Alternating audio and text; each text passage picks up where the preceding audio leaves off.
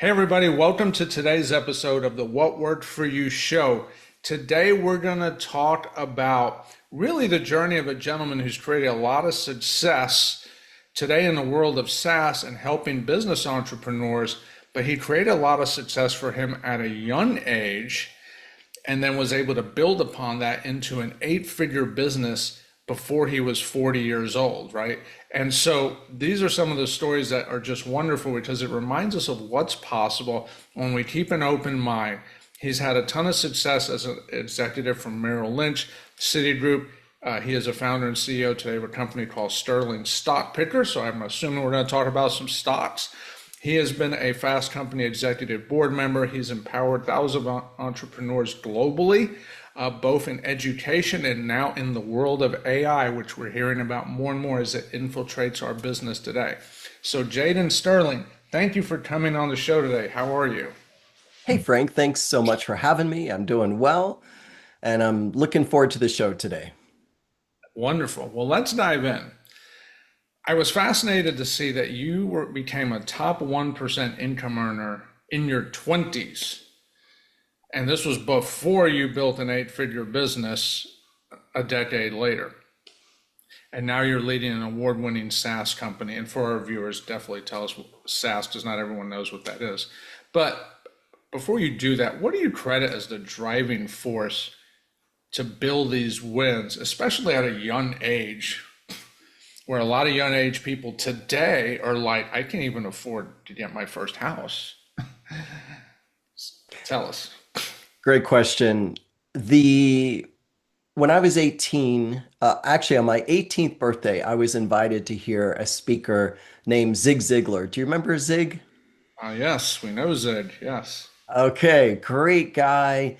Of course, unfortunately, he's passed. It's been a while, but he said on bended knee, if you help enough other people get what they want, you will get what you want. And that philosophy has shaped my entire life, my businesses, everything I do. I'm all about being of service, about giving back. And that's what allowed me to create the financial success that you just outlined. So let's dive in on that a little bit. We've heard that philosophy. You get it, help enough people get what they want, you'll get what you want. What does that really look like time-wise? And let me preface that because obviously there's different businesses, different industries. Like I'm in real estate. Like I know people that have literally helped people for 10, 15 years, and they're still not there, so to speak. They don't feel like they've reaped the reward they signed up for. I've seen this in other business, like in real estate. I've met contractors. Hey, I've been an electrician for however many years serving my community, da da da da da, and but then they're like 15 years later, I'm financially in the same place I've been the whole time. So it's like we hear that philosophy, but then not everyone sees the fruit of it. What do you think is missing that either makes it take longer than at least the perception is, or that just the result never seems to get there, no matter how hard it works? Yeah, really good insight. I think there's a couple things. One is you have to put yourself in a position to reap a reward, meaning, there's risk involved as a business owner. I mean, if you're talking about employees who are focused on doing the right thing, awesome. Like they're such a great help to that corporation that they work for. And they're probably making that corporation they work for a lot of money. And so you have to put yourself in a position where you can actually reap the reward of being of service to others. So whether you're owning your own business, like I'll give you an example. In real estate, I focused on affordable housing. I went to a beautiful community in Florida. I found that there was no quality affordable housing. So I thought, I'm gonna create some great quality affordable housing downtown because it was a resort community and they had to ship like bus people in to work downtown because the the affordable housing was relegated to like South Side neighborhoods. And I thought, no, I need to fix this formula. I'm gonna be in charge of that, and through a series of events, I started, brand spanking new, 30 years old into real estate. I mean, I'd bought a few homes before, but nothing like what I embarked on in my 30s in this community. And I felt like if I can provide quality, affordable housing, that I would do well. And I did. That's what created my 8-figure business within a 7-year period and allowed me, open doors for me, Frank, like you wouldn't believe. I mean, you're in real estate. There are lenders that are geared to lend money to investors who are focused on affordable housing. This isn't, so it's better terms, less money down. And then I ended up partnering with the city that I was in, the community that I was in, and they gave me grant money. I mean, all like the funding was not challenging at all. And I think it was because I was focused on providing quality, affordable housing, right? Being of service to others. So I think there's two things at play. One is you have to put yourself in a position to reap the reward, take risk, and two, you have to have a fairly good self-esteem, like self-confidence, because you've heard the phrase squeaky wheel gets the grease, right? Well, I've been doing this 37 years. Crazy to think it's been that long, but over my 37-year career, the people who are most successful are the ones who actually have a solid self-esteem, self-worth, and self-value. They actually value themselves. They value what they're contributing to others. And it's in that value. I mean, I mean, I'm sure this is resonating with you, right? As you think about people who are wildly successful and those who continue to struggle, I'm telling you, I really believe it's an inside out job. It's if you want success and you want to continue to do what you're doing in a profitable way, because you are benefiting others, focused on others, great. And make sure that you're comfortable with yourself, your self-esteem is intact. And that'll allow you to have more money in your life. It will allow you to keep more money in your life and also ultimately grow it. Got it. Love it. You mentioned risk. You got to take, no doubt, right? If you're starting a business, I mean, if you're a business owner, it's a risk. Every day is a risk. It's just a matter to what degree, and that's the reality. That's part of the entrepreneur game. But what about that person? And I've seen this happen where a lot of people took risks in business. Again, in my world, real estate, lots of investors. I've seen many people get into contracting, get out, but I've seen other business owners get into other businesses and not work out. And, they get burned. And what I find is when the majority of people, and I can safely say the majority, because when I think about all the people I've met, it's easily the majority that once they got burned heavily, they were done. There was no round two. They Mm. didn't brush up, and they couldn't do it. On my show, I don't know how many, it was a while back, last year sometime, I interviewed a lady.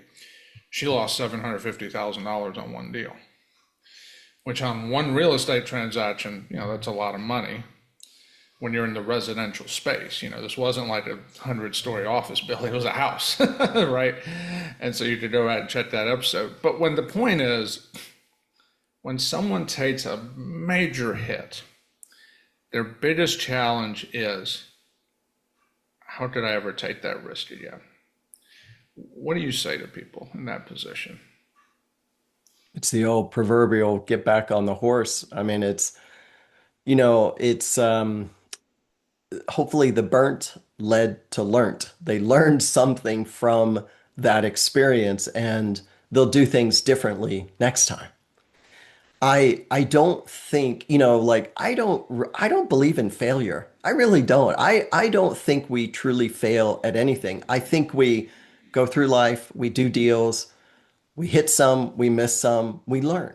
and we iterate and we look at how our approach is and what we're doing. I think about my real estate career. I mean, I've taken a bath on a few properties, and I learned that maybe I was a little over leveraged. I did a few too many exchanges there and just kept rolling the inevitable tax hit, rolling it forward, buying a property of equal or greater value, and then ultimately '08, '09 hit.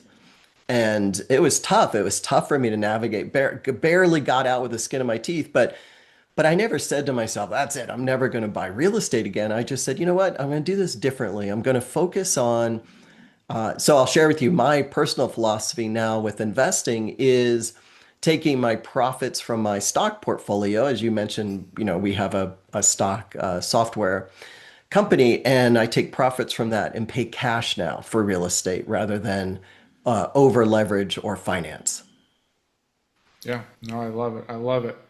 And that's encouraging to hear because right now in the real estate world, you hear a lot about. I was actually commenting with someone this morning, and I said, when did this idea of no cash flow, no equity as a good deal become popular? That's frightening. But That's that's the world we frightening. live in, and Well, it's crazy. every deal is different. It depends on the structure of the deal. And, I think like when I got into real estate in early 2000s, it was the buzz of no money down deals and capital. We were in a quantitative easing phase with the Fed. Capital was flowing. Lenders were lending, whether it was a commercial bank or a local institution. So it was easy to get the money. And that's what drove the price of real estate up to crazy, market values. Like when I remember I was having dinner one night at a restaurant, and the waitress was telling us that she was getting ready to close on her third property. And I looked at my friends and I thought, oh, is this the top of the market? Like, is this, when everyone was buying real estate and it was easy to buy? Remember, it was like people were getting in Miami mortgages in their pets' names. I mean, it was just craziness going on. And, now we're getting a market that some say is frothy, but I suggest in any market, whether you're talking real estate or stocks or bonds or actually just stocks. I'm not a bond buyer. But when you look at opportunity, you make money when you buy, not when you sell. So it's really important to make sure now more than ever that you're prudent about cost basis, whether it's with a stock or with a piece of, a home, an apartment building, commercial property, whatever. That is the game changer right there. So I've been looking at avenues that I never looked at before, like auction sites, absolute auctions, buying homes that are sold to the highest bidder, things like that. This brings up a good point. And I'm glad you mentioned the stock and the auctions, and this is great. And I'd be interested in your feedback. And I know we're going to dive into the Sterling stock picker here soon, but at a 10,000 foot view, if someone wants to invest in real estate for whatever reason, because let's face it, a lot of people invest in real estate because it's cool. Because whatever reason, we all know it's nothing new, and it's always been that way as long as I've been involved. Right, right. Real estate can be cool. It's sexy. Da da da da da. But let's say they can invest in a property, and they can fix it and flip it, and they can make 10%, maybe even 15%. Or they could buy this property and rent it, and they'll make 10%, maybe 15%. But there's risk involved in both of those strategies, right? In a rental, it could be tenant, you could get the wrong vetting, could create all kinds of issues, especially in states that are not landlord friendly. If you're flipping, the contractor can run off on you, they can do, that's an endless line of stories. Versus, what if I just took that money and I don't even want to pitch stocks. I'll just throw it in an index fund that's making 8 to 10%. Yeah, it might have a little bit of a roller coaster with the stock market, but we know how history's played out. We all know that.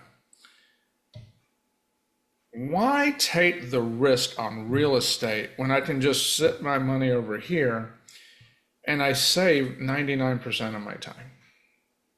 Well, good question. Two different asset classes. Real estate is going to give you some tax advantages that that index fund won't. Okay. And, that's one of the main reasons I invest in real estate is for the depreciation of the asset. And like I mentioned, if you're buying it right, you shouldn't be looking at 10 or 15% returns. You should be looking more at 50% to 100% returns on that investment.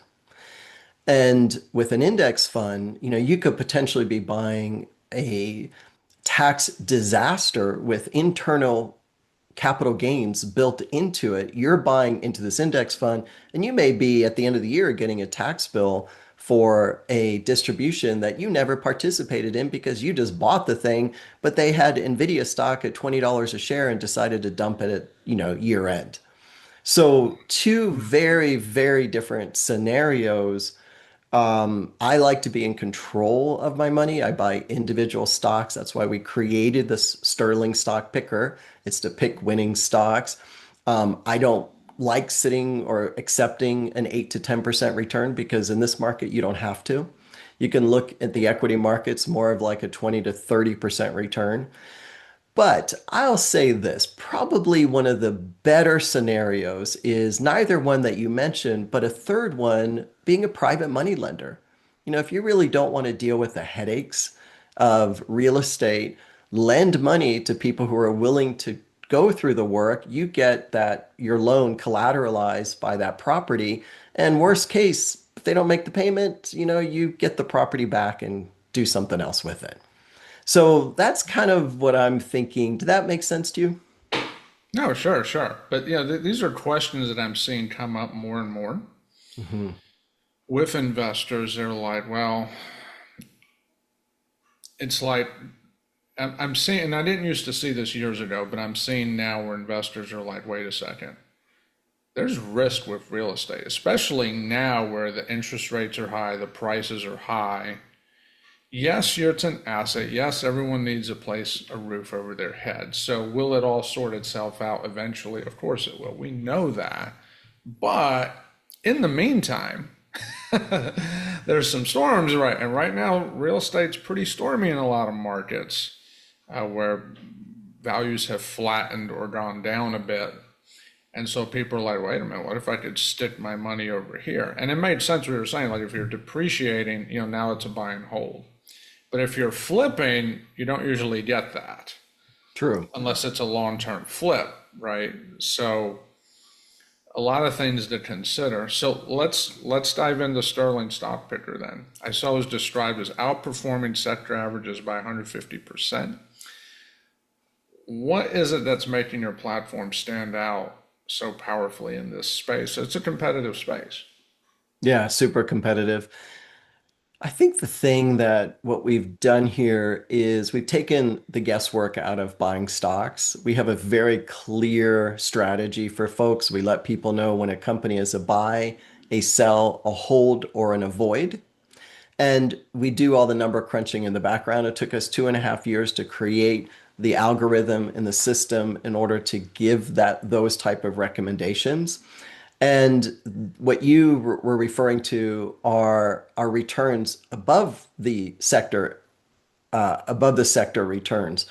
And those are with our 5-star stocks. So we have a ranking system, 1 to 5 stars. The 5 will show people a strong buy, and that's what's been giving us the returns are those top rated companies. Now, out of 60,000 stocks that we follow, there's only about 1,100 that are 5-star rated.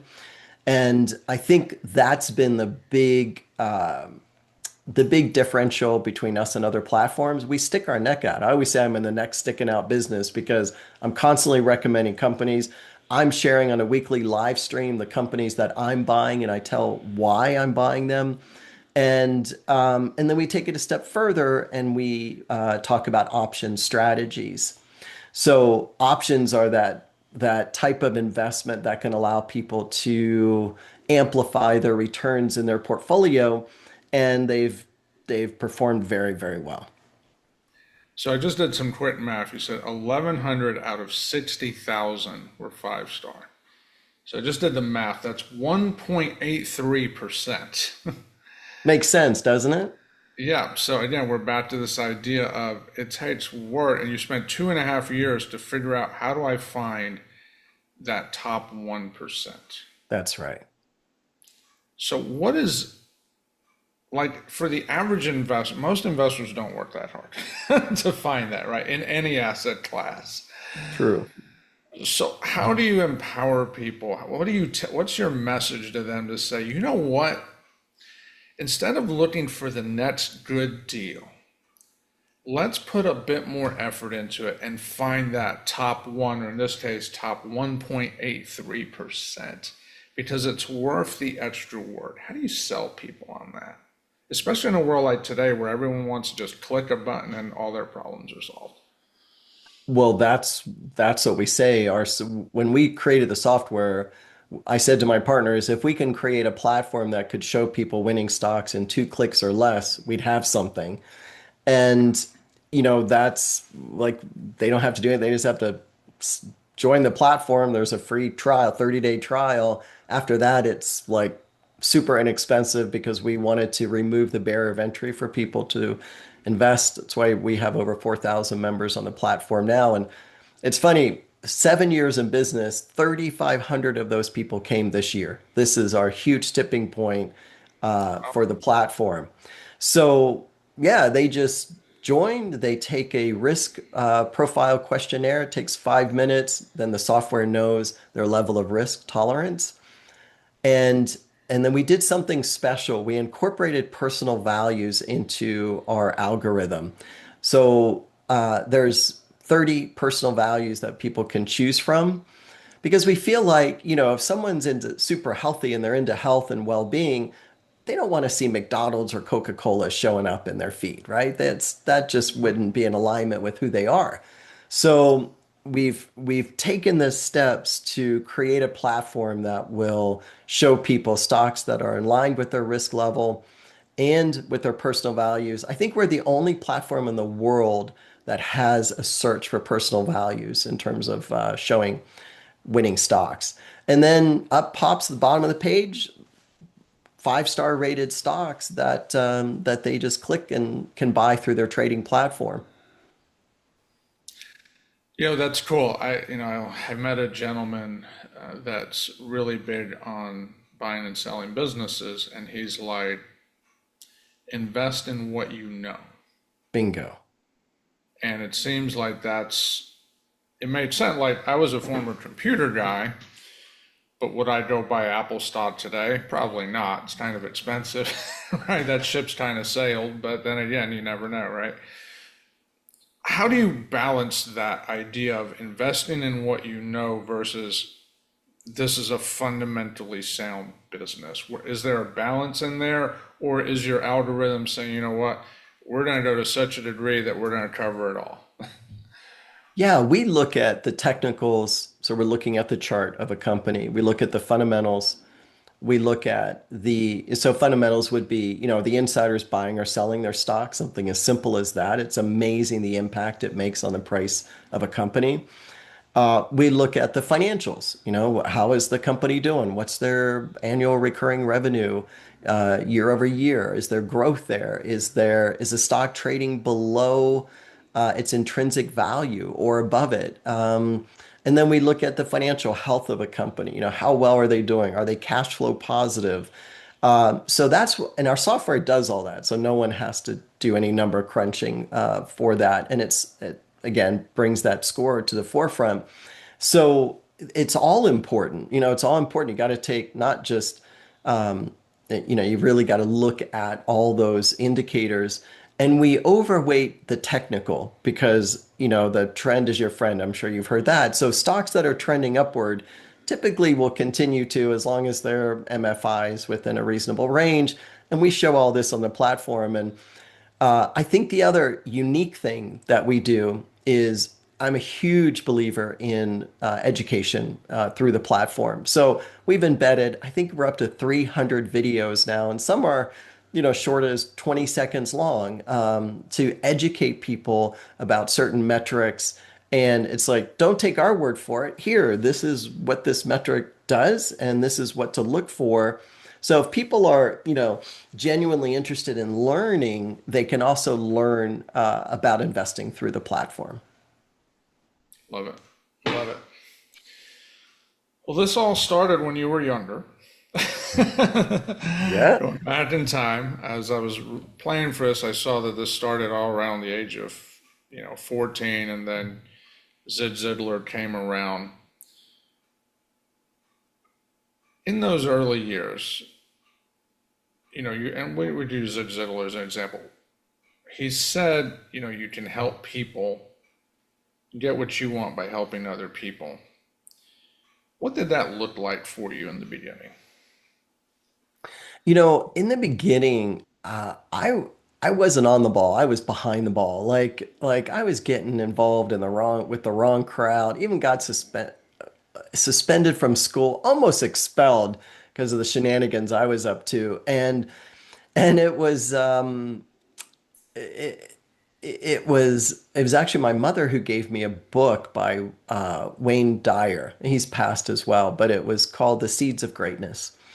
And I read this book, and it just really struck me. It was profound in my life. And so,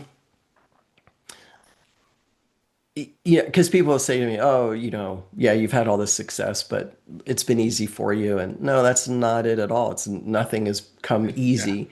Um, it's been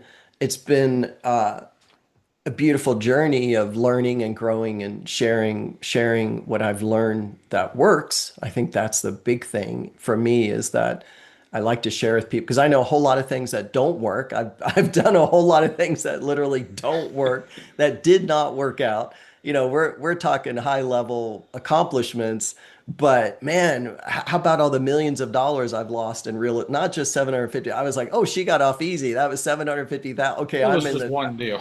yeah, I'm about the $2.5 million range in that. Yeah. But I don't look at, like I mentioned, I don't look at that as a failure. So I think it's my attitude about everything, about life, about how things flow, about deal making. Um, I'm a big believer early on of making sure everyone in the deal is happy. So when you ask, how did that be? I think it started in my family. I was kind of like the little peacemaker in the family. Like if my grandparents were upset with my mom, I'd try to make peace with her. When my parents got divorced, I was kind of like the stuck in the middle of all of it. Not that that's a healthy thing or the thing to do. I don't, I'm not a believer in that. I think there needs to be harmony when parents split, and you don't put your kids in the middle. But it taught me some valuable lessons. It taught me, like, hey, we can all get along and love each other and have a good experience. This doesn't have to be a disaster that you're saying it is. And so that taught me right there. It taught me negotiating skills. It taught me, how to like gingerly walk around certain topics. And so that was when I was 12 years old. My parents got divorced. And like I mentioned, totally stuck in the middle of it. But here I am running around trying to make peace for everyone. And so that's how it really came about early on. Yeah, that was it. That was the first it's funny, I've never talked about that, but it's truly what made me who I am today. It's amazing the lessons we learn from our youth that stick with us. Yeah. And, and let's talk about that for a minute. A lot of times there's some amazing lessons learned when we're young that really help shape us in a positive way when we get older, like you mentioned. But sometimes some of what we learn is so damaging that it holds us back as we get older. What's an example of something like that you may have dealt with? Because a lot of people struggle with, well, I just can't seem to get past fill in the blank. And really, it's a belief that was learned when they were young. You know, Such a good deep. I love that we're going deep with this topic because it's profound. So I'll give you a perfect example of what you're asking. I grew up with a twin brother. And so we're in the same house, same experiences, same environment. And instead of being a peacekeeper, he became angry. He got, because let's face it, we had a shitty, excuse my language, a crappy childhood. It was not good. It just wasn't good. And he internalized it into anger, and that anger grew into cancer. Mm, So he passed from cancer at 40 years old. That was wow. 17 years ago. And I took it as so here I am going through the same thing. Could totally be angry about it, totally pissed off because it was awful. But I'm not. I'm grateful for my experience. I'm grateful for my upbringing. So it's interesting. It was like we had different views of what we experienced, and that created huge outcome differences in outcomes, right? Like I'm still here, you know, showing up every day with trying my best with a positive attitude, and like it just took him out, took him off the earth. So I can't think of a better example than that, right? Of how when you navigate something that you truly have a choice, whether you look at yourself as a victim or a victor, it's the result of that is profound. Wow. Yeah. And I mean, passing a cancer at 40, it's hard to be a whole lot more profound than that. I mean, Yeah. and when I think about that, I think about just the state of our world today. If you turn on the media, it's like nothing could possibly be more in style than Victim 101, it seems. Yeah. And it's such a disempowering message you get. And and so you gotta like turn it off, but at the same time you gotta be aware, right? Because things affect our lives. So we have to be, you don't have to be a subject matter expert, but you gotta at least have a clue. How like how do you find success in being grateful beyond just okay, I go through, maybe you wake up in the morning, you hear this a lot, right? People have a morning routine and they're grateful and they're thankful. Now we're ready, let's go attack the day. But the day can be brutal at times with messages, and as entrepreneurs, we're oftentimes used to pumping ourselves up and reaffirming these values. But still, life can be brutal. How do you find yourself keeping that up state throughout the day? Yeah. Man, you ask good questions. Well, thank you. I'm just You ask really good questions.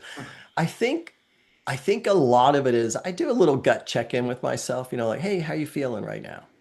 You know, and I'll when I'm going through it, the thick of it, I mean, I sometimes my gut just feels like it's in a knot, and I'm like, oh, that's not how I want to feel because that first of all, it doesn't feel good. And then when you don't feel good, you're probably not having the best thoughts around a topic. And those thoughts, if they're I was on an interview a couple weeks ago, and the host said reckless intrusion. I said, what do you mean by that? Reckless intrusion? He goes, well, when you have some thoughts that are really reckless in your life, they intrude on your well-being. So mm, I liked that philosophy of like, we're in charge of are you having a reckless intrusions right now, or are you having like peaceful moments? Like how are you viewing something? And it's that I think it just goes back to that glass half full, half empty. And it's not a Pollyanna thing. It's a okay, I want to maximize my experience on earth while I'm here. Like I want to just go full on. What can I create? What can I do? What can I achieve? How deeply can I love? How deeply can I make a difference in the world? Like, are people going to remember me or be like, whatever, yeah, he's gone, whatever. It's like we're in charge of that. And if we buy into the collective consciousness right now, which is just brutal, like you mentioned, things are. I think of the news as an acronym, nothing ever worth saying. Love Like that. I steer clear from that stuff because it can be That's a social damaging, media post right there.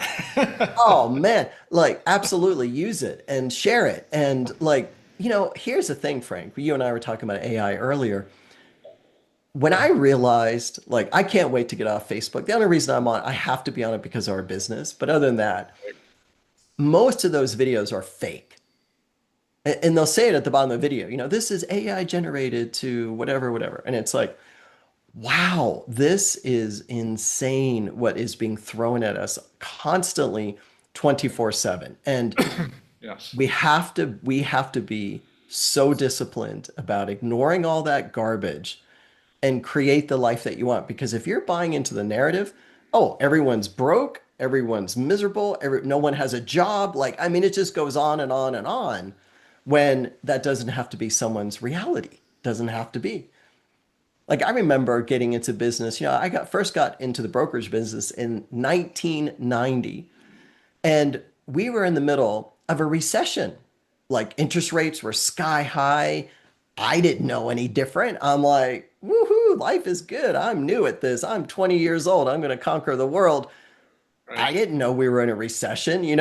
Like it's like you gotta, create your own stuff, right? Create your own life. Don't let like if you really think about how this system is created, man, we could go down so many rabbit holes right now, and I'm trying not to because I could talk about this for hours and hours. But if we look at, how this whole world's constructed, and it's the big family names that you know of, and many that we don't know of, but the JP Morgans in the world, the Rockefellers, who created a system of JOBs working 5 days a week, built built employee housing right next to their factory so that no one would be miss work. Like they want to make sure they're right there, and they rented them the units. And so, by the way, JOB stands for just over broke. And so I think a lot of listeners may resonate with that. Like you have to at this time do do your own thing. Like be your own boss, like there's in this day and age especially, you can do, they call them side hustles or whatever. I don't know, do whatever, but there's so much money looking for opportunity. And if someone has a vision of what that could look like, if someone's in their 20s, 30s, 40s, whatever, it doesn't matter, 50s, but you have a vision of, hey, I want to create whatever. Like mine was affordable housing, quality affordable housing. It could be anything that someone wants to create. Money will find you. Like it'll come knocking at your door. It'll beat down your door because most people don't have vision when it comes to money. They're looking at, oh, do I put this in a money market? Do I buy a treasury bill? Do I buy an index fund? You know what I'm saying? Like real money is created through opportunities that people make for themselves.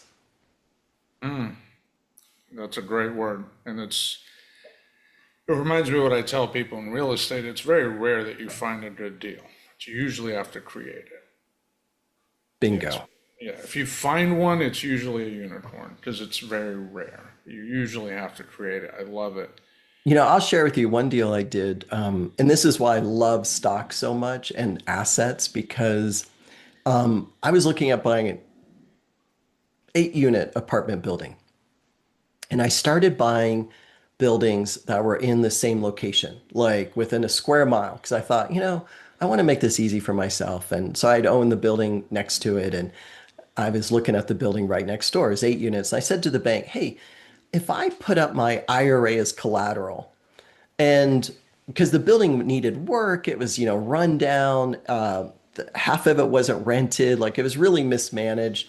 The owner had owned it for 20 years. He was sick. Like it was just in a bad way. And so I knew there was tons of value there. And I said to the bank, here's a list of my capital improvements I'm going to make, and then I'm going to get it reappraised. And after 6 months, after I raise, get people in there to get the building fully rented, can I get my IRA back? And they said, if you do all that, absolutely. So get this, I put the IRA down as a deposit, like just here, you hold this, the bank, And I said, and then I pulled money out at closing because I rolled a construction note into the closing. And then we did all the work that we told them that we would do. We got it reappraised. It appraised much higher. The bank was super happy. They released my IRA. But, I'm sharing that example because people may be sitting with IRAs and Roth IRAs and be like, oh, I don't have any money to invest because they think they have to withdraw that money as a deposit for real estate. And just get creative, like get creative. And banks are really, I have found, easy to work with when you're creative like that. So I guess what I'm saying is I've always looked at asset classes like stocks, for example, as the cornerstone of my wealth building because it's always helped me do things like that, like buy real estate. Like I mentioned, now we're buying properties with profit from our individual stocks so that we don't have to deal with banks anymore. We're just paying cash. So but you need that asset class first. So if people are thinking about, I really would love to get into real estate, but I don't know where to start. Well, where you start is you put $100 this week into a stock. And then next week, if you have 50 bucks, put it into a stock. Like really create what we teach is concentrated portfolios, not like an index fund or a mutual fund. Those have 150, 200 stocks in them. There's nothing concentrated about that. That is called over diversified. And that's why the returns are not so good. But if you focus on individual companies, like a handful, five or six stocks, and add to that every single month, very quickly that's going to start to accumulate and you're going to start to have something to do with. Does that make sense? No, absolutely. I love it. I love it. You know, and I was taking a couple of notes when you wrote this down. The one you said about news is still resonating in my head, so that one, that might be stuck in my brain all day. But when I think about, excuse me, my throat, when you're doing these investments, you're making things happen. A lot of time people are investing to make money, and you're like, well, duh. And I love the example you said earlier, like, do I put in a treasury? Do I put in a money market or whatever? But you're thinking beyond that. You're really touching on this idea of significance. And that was really the theme I was hearing in all of that, And then like you were talking about the creative with the banks. Like if you go to a bank and you're just like, hey, can I borrow for this? It's a transaction. But if you get creative and you start creating why this is a win for the bank, why it's a win for you, why it's worth, quite frankly, anyone's time beyond just making money, now we're talking about significance. Yes. And I think back to like the news comment you had. I mean, at first it was funny, but then I was like, why do you get on social media today and why are we bombarded with so many things that quite frankly add zero value? And it's because I believe, and I'd be interested in your thought, people are searching for significance. My question to you is, as you've built, you got into business, you heard Zig, then you got into the corporate world with Merrill Lynch, Citigroup, big financial heavyweights. You spent time on Wall Street. You learned amazing things, which we didn't get to talk about. You built your business. Now you're doing what you're doing today with the stock picker. You've consulted all these people. How do you help people understand this concept of significance in what they do versus just I'm just transacting because I want more money, and you hear the generic answers, right? Financial freedom, generational wealth, very superficial answers. They sound good and they're nice and certainly nothing wrong with them, but there's no depth to that answer. How do Yeah. you help people, especially in your consultants? I know you've done a lot of educating with this idea of you're investing. There has to be significance to all this investing. There has to be, yes, significance, and I'll add one other word, meaning. because money as a end result is not strong enough to keep people in the game, to go through the hardships, the ups and downs, the roller coaster. Agreed. Nothing about it. It's what money can do for someone and who they are in the process of creating it. And that's where meaning comes in.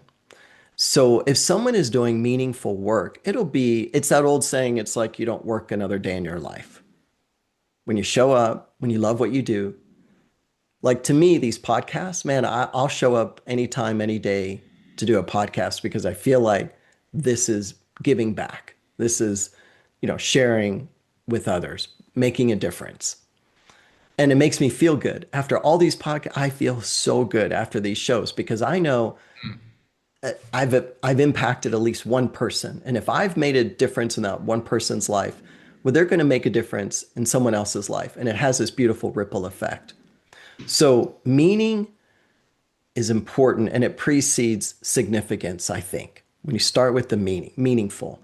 And then significance kicks in because with someone who is equipped with meaning and value in their life, they can be significant to someone, to something, like whether it's a person, a child, a parent's super important role there.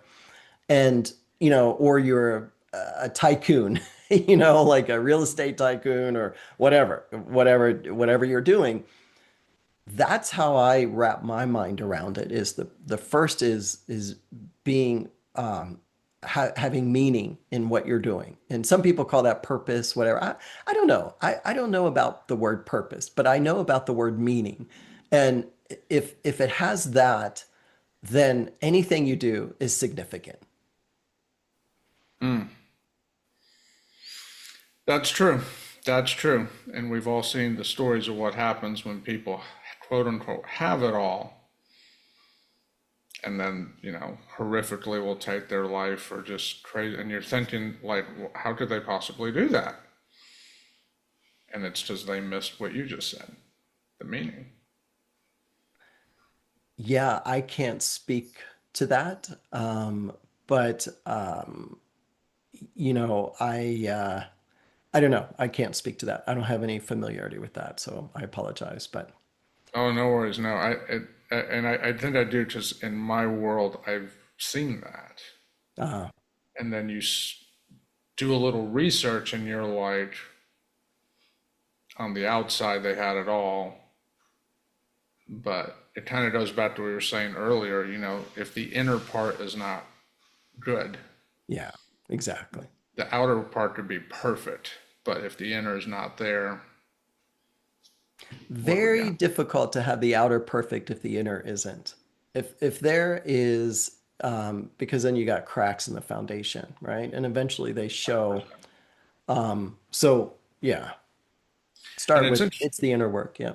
Yeah, and it's interesting because, and when I say the outer is perfect, it's kind of like that stereotypical definition of they've made it. They got the Yeah. money, this maybe Yeah. their status, maybe their cars. And it doesn't even have to be like on news. We'll see it on, and this is what I see like in the investor space. It'll be like, oh, well, he's living in that neighborhood over there. And if you're living in that neighborhood, well, you must be right, da, da, da, da, da, right? And you get into all these stereotypical definitions of success. Money is a magnifier. It's going to magnify whatever is going on internally. If someone is rock solid, living life on, a life of meaning and significance, money's just going to be the cherry on the top. But if someone's trying to fill a hole that's within with money, we know those people, it's never enough for them. They're constantly buying. That's Mhm. trying to fill a hole. And outwardly, that person may look, oh, wow, look how successful. Well, they're probably doing it with credit. They're probably going into debt to buy those things. There's some self-loathing that might be taking place. There's some things that are not right because there's no peace in that person's mind. So money will magnify either condition, whether someone is solid person, have meaning in their life, significance, or feel insignificant, have a huge void to fill. Maybe they didn't get the love as a child. Like, who knows? All this stuff goes back to childhood. That's what the psychiatrists say, right? So it just really depends. It depends. And you can never judge a book by its cover. Indeed, indeed. Well, Jaden, this has been delightful. Maybe we need to do a part two because we didn't talk much business today, but that's okay. So maybe we do a part two. That sounds Uh, great. but we talked about such foundational things today Yeah, that if we don't get these things right, the business it's almost like it almost doesn't have a chance if we don't get what we talked about today right. 100%. Yeah. And that's such a big deal. So for our listeners, I hope this was powerful stuff today, deep stuff, and I thoroughly enjoyed what Jane had to share. If you want to connect with him, we'll have links to him below in the description, so you can reach out to him, check out his stock picking tool. I think I'm going to check it. I'm very curious about it. It's very intriguing, so I like the sound of it. So I definitely encourage you to do that, and and then yeah, we'll see how this goes. So Jaden, thank you again for coming on today. This is very delightful. And again, with your permission, thank you. I am going to borrow the news thing for a social media post. I'm like, that's just going to be fun. I'm excited about that. Awesome. Got to make Thanks, it Frank. fun, right? Yeah, I really enjoyed Yeah, it. Thanks for the a little opportunity. business shake up the mind a little. But can you Yeah. leave us with a final word? Yeah, just I think for everyone, it's never too late or too early. And take those first couple steps today, but do something today because there's a sign that hangs in an English pub that says free beer tomorrow. Does anyone ever get free beer, Frank? I don't drink, but not likely. That's right. Take action today. I love it. Awesome. Well, Jaden, thank you for coming on today, and I look forward to continuing the conversation. Thanks, Frank. Me too.